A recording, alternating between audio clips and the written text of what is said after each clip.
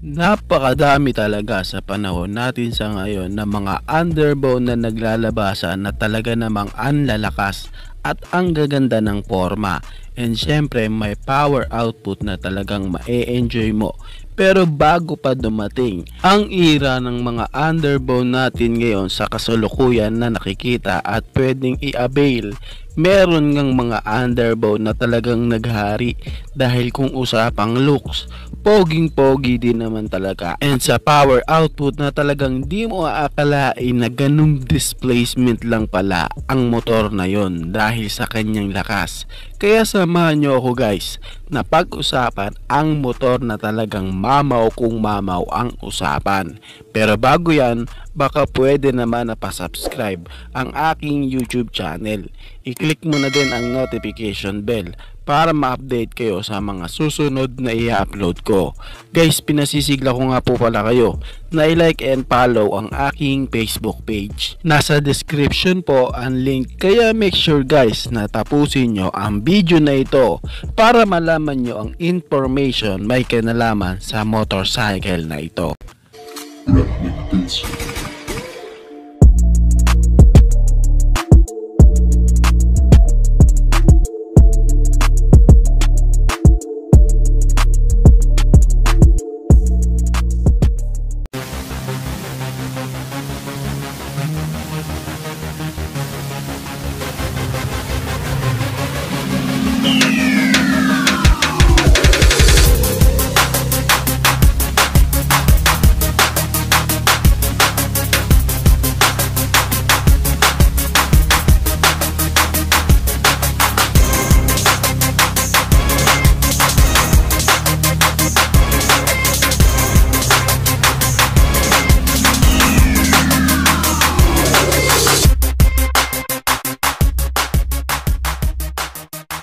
Ang tinutukoy ko nga guys is walang iba kundi si Kawasaki Leostar 120cc. Yes po, kung usapang mamaw, mamaw talaga ang motor na ito.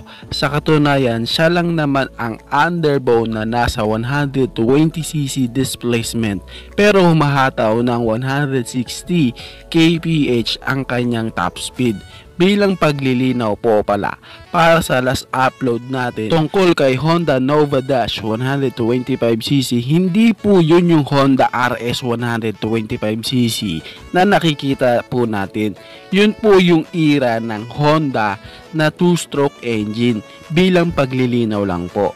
And syempre guys, same kay Honda Nova Dash 125cc, 2-stroke engine din po itong si Leostar 120cc ni Kawasaki. Sa katunayan, ito nga po ang katunggali ni Honda Nova Dash 125cc nung mga panahon ng era nila ng 2-stroke engine.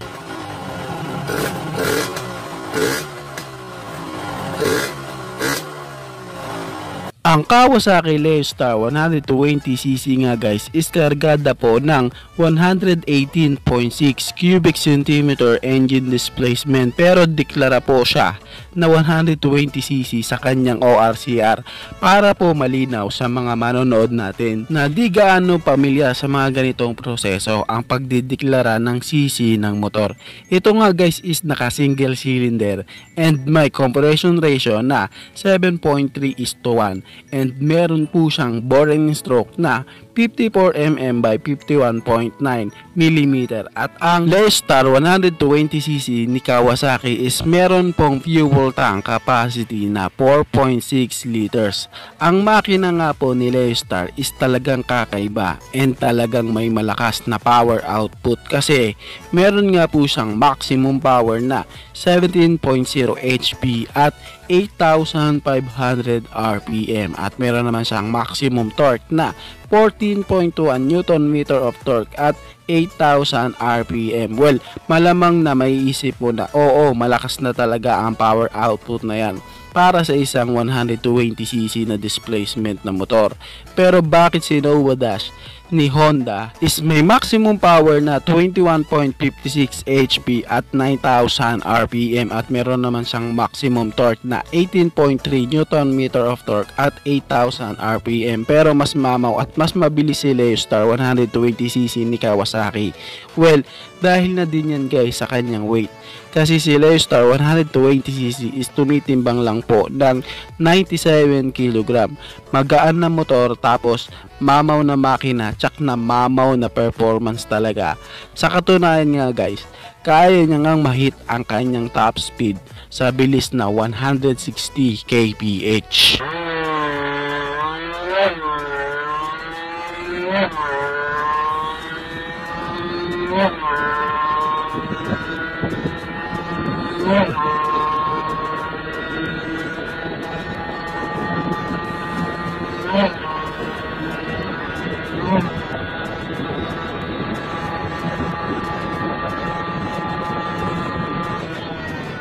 Well, sa video kita na lampas sa 160 kph, pero sa GPS daw po niyan is accurate na 160 kph. Well, baka isipin ng iba natin na manonood na advanced reading yan, sira speedometer niyan, may karga na yan. Well, siguro yan talaga ang papasok sa isip mo o masasabi mo kapag di ka pamilyar sa makina na naka 2-stroke engine. Iba na kasi ang performance kapag naka 2-stroke guys. Ito din kasi guys is ginamitan ng reed valve, kaya aasahan talaga natin na may malakas na power talaga ito. Ngayon kasi guys, si 4-stroke engine kasi is naglilimit at may hangganan ang kanyang takbo. All stock po ang usapan guys And si 4-stroke guys is malakas sa arangkada, pero kung usapang dulo, mas mangingibabaw talaga si 2-stroke engine dahil sa anlipiga ka dito, no limit performance ng 2-stroke engine. Sa kanyang panel gauge guys, ito nga is naka-analog panel at sa kanyang ilaw is naka-halogen ang kanyang headlights, signal light and tail lights.